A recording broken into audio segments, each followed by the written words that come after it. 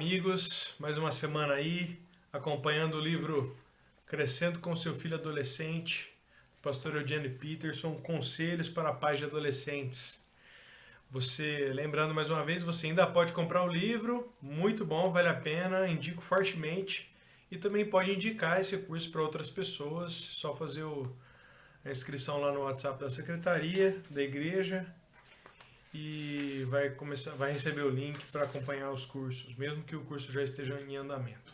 Semana passada a gente falou sobre quando os adolescentes falam eu não vou vestir essa roupa, ou eu vou vestir o que eu quiser, né? Essa ideia das decisões do adolescente querendo começar a tomar partido nas decisões, né?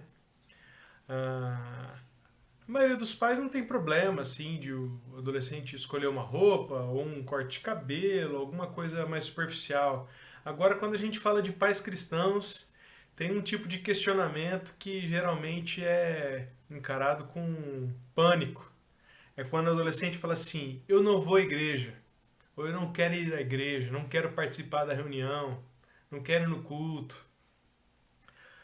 Ah, Nesse processo de se encontrar, de se entender com uma identidade pessoal, algumas vezes os adolescentes recorrem à rejeição, né, à negação. Em busca da fé pessoal, eles acabam rejeitando tudo que é impessoal e institucional. E aí, quando os pais cristãos ouvem isso, aí bate o medo. Como é que eu como cristão, sendo cristão, vou cumprir minha responsabilidade de ajudar meu adolescente a ser cristão? E outra, a obrigar a ir na igreja ajuda ou atrapalha? Os pais eles enfrentam um dilema aqui, né? Mas não sabem se estão sendo. Vou ler o livro aqui, né? O pastor Eugene Peterson fala assim: os pais enfrentam um dilema. Querem que os jovens aprendam a decidir e exercitem essa prática com o mínimo de interferência possível, mas não sabem se estão sendo responsáveis ao permitir que a liberdade se estenda a uma área tão essencial quanto a igreja. Então, beleza, eu quero entender ele, eu quero entender esse momento das decisões, de tomar partido, mas ir ou não à igreja entra no bojo dessas decisões que ele pode tomar sozinho, né? Eu vou estar sendo responsável se eu permitir isso. E aí os pais se dividem. Tem alguns que não permitem, fala assim, não, você vai à igreja, enquanto você morar aqui nessa casa, nós vamos junto na igreja e não tem mais discussão. Tem outros que obrigam, mas de uma maneira diferente, através do suborno e da pressão, né? Olha, se você não for, já sabe, não vai ter videogame. Ou se você não for, já sabe, não tem casa de amigo. Ou se você for em todas as reuniões dos adolescentes esse ano, no final do ano você vai ganhar tal coisa. É a mesma maneira de obrigar, mas através do suborno, né? O pastor Eugene Peterson não fala aqui, mas tem um grupo de pais que eu tive contato também, um tipo de pais que é assim, olha, não serve para mim, eu não vou na igreja, mas eu vou obrigar o meu filho aí. Porque é bom, ele precisa aprender. Para mim não serve, mas para ele serve. E ele não tem opção de escolher. E tem outros que desistem da luta. Fala assim, não adianta ficar aqui brigando, ele não quer ir mesmo, e desiste da luta, e aí, geralmente no coração, vem o sentimento de culpa. Né? Nossa, eu não estou cumprindo o meu papel como pai,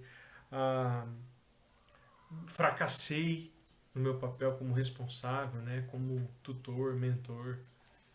Mas aí tem um outro grupo de pais. E talvez seja essa a sugestão do Eugene Peterson, é que se adote essa postura. Há ainda outros pais que, quando os adolescentes começam a questionar a fé dos pais, ou o dia a dia, o modo de agir da religião dos pais, o jeito de orar, o jeito de agir com relação à fé, alguns pais, quando veem o adolescente fazer isso, percebem a necessidade de desenvolver um novo tipo de relacionamento com o adolescente. Além, né? Um outro tipo além, a se somar, né? Então antes tinha um relacionamento de pai, de mãe, quase de professor, né?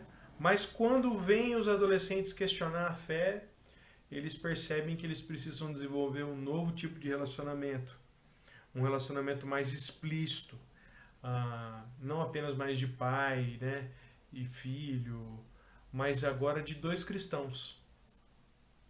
Então chega nesse momento a hora dos pais passarem a compartilhar com os seus filhos sobre a jornada de fé deles mesmos. Ele fala assim, ó, chegou a hora dos pais, em vez de aconselhar e dar ordens, pelo menos ocasionalmente compartilhar o seu crescimento pessoal em Cristo. Então, lembra que a gente falou que esse momento, a entrada na adolescência, é um momento em que Deus está chamando o adolescente para um relacionamento pessoal e direto com ele. Os pais que reconhecem isso agora estão veem no adolescente não mais apenas um filho e filha, sobrinho, sobrinha, neto ou neta, mas veem também agora um discípulo de Jesus. E aí tem que se somar ao relacionamento de responsável e responsabilizado, o relacionamento de discípulo e discípulo. Por isso há nesse momento uma certa liberdade e até uma necessidade dos pais compartilharem os problemas das jornadas de fé, as dificuldades. Porque se tem alguém que conhece os pais, são os adolescentes, são os filhos. Eles sabem que o fato de você ir na igreja todo domingo, de ler a Bíblia, fazer as devocionais, não impede você de pisar na bola, de pecar todo dia, de tomar decisões erradas. Por isso é importante aqui. E aí, se os pais sustentam a posição, não, é isso mesmo, esse aqui é o caminho certo, e obrigar o filho, o adolescente vai ter razão, porque olha, como assim você está sustentando que isso aqui é a solução de todos os problemas, mas eu olho para a sua vida e eu vejo o tanto de besteira que você faz. Então não está dando certo isso aí que você está falando. Né? Então você tá seguindo no caminho errado e quer que eu vou atrás de você. Por isso é importante, agora, como discípulo, vendo o adolescente como discípulo, partilhar também as dificuldades na jornada. Partilhar os erros, partilhar os pecados, pelo menos ocasionalmente, deixar a capa do herói de lado, dobrar ela e deixá-la no cantinho e tratar de discípulo para discípulo. Né? Essa é a proposta do pastor Eugene Peterson. Ele fala, e é verdade, tem um outro grupo de pais ainda, que eu esqueci de falar, que quando percebe que o filho começa a questionar, não quer ir na igreja, não quer participar das reuniões, começa a fazer campanhas publicitárias, né? Então fala assim, olha, família unida permanece unida. Se você deixar de ir à igreja, você vai estar abrindo mão da maior herança da humanidade. Ou pressão, né? Entra um pouquinho na pressão do suburno lá. Como você quer que Deus te abençoe se você vira as costas para Ele? Tem muitos pais que fazem isso, né? Mas isso não funciona. É um erro grave. O que os pais têm que saber é que essa dúvida, esse questionamento, essa rebeldia dos adolescentes é sinal de que tem alguma coisa muito importante acontecendo no coração deles, dentro deles. Geralmente, e eu já ouvi muito isso, os pais, né, os responsáveis se preocupam assim, meu filho vai virar ateu. Primeiro dia que o menino ou não quer mais ir na igreja, não quer mais ir na reunião dos adolescentes, ou enfim, em algum programa da igreja, pronto. São as amizades, ele vai virar ateu, não foi isso que eu ensinei para ele. Mas a resistência, essa rebeldia e esse questionamento que está dentro dessa afirmação, eu não vou à igreja, eu não quero ir à igreja, né? Ela não é o primeiro passo rumo ao ateísmo, ou rumo à perdição, à apostasia, não. É mais provável que seja o primeiro passo no desenvolvimento de um discipulado pessoal, de uma vida autônoma, de autonomia no discipulado. Alguém já disse que não existe religião herdada.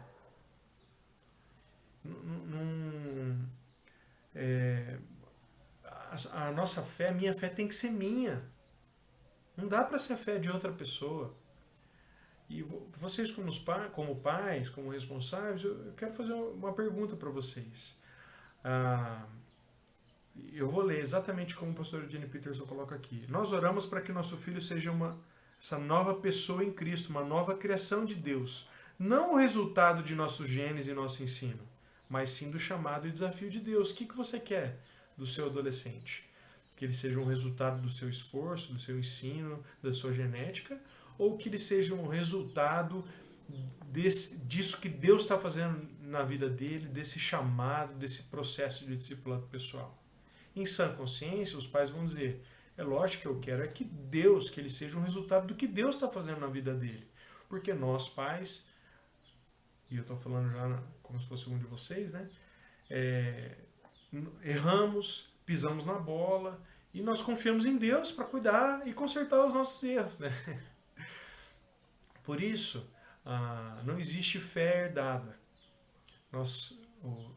Os responsáveis têm que entender que quando o adolescente está resistindo, isso é uma oportunidade, é uma deixa para a gente fazer igual ele.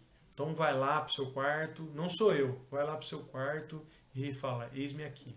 Conversa você diretamente com ele. Desenvolve então a sua espiritualidade, o seu relacionamento pessoal com Deus, com Jesus Cristo.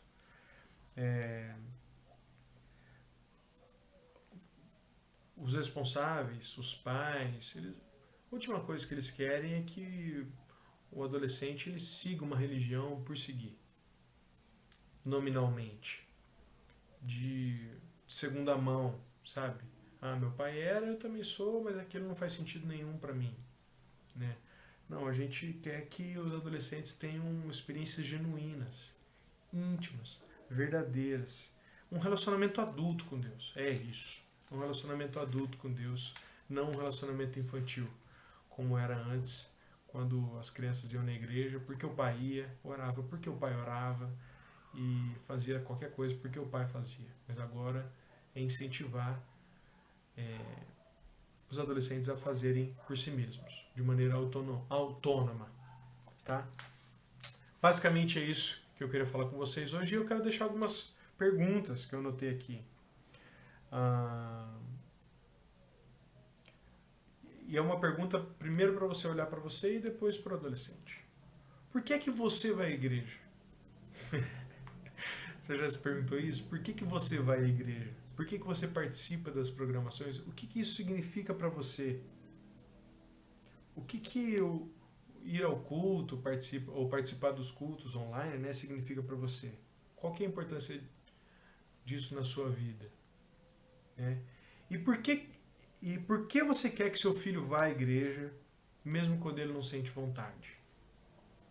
O que você pensa? Quais são os sentimentos que vêm ao seu coração quando você pensa que seu filho ouve isso, né? Não quero ir à igreja. Por que você quer que ele vá, mesmo contra a vontade dele? E aí eu quero incentivar vocês a olhar para os seus adolescentes durante essa semana. Percebe que toda semana o exercício é esse, olhar para os adolescentes, né? E tentar perceber qual é o questionamento dele. Qual que é o questionamento dele em relação à igreja, à fé, se as escrituras estão certas, se quem escreveu Samuel está certo. Esse momento é uma deixa para a gente apontar para os nossos adolescentes um relacionamento pessoal e íntimo, individual com Jesus Cristo, que a gente chama de discipulado. Tá bom? Deus abençoe você nessa semana e até semana que vem. Falou!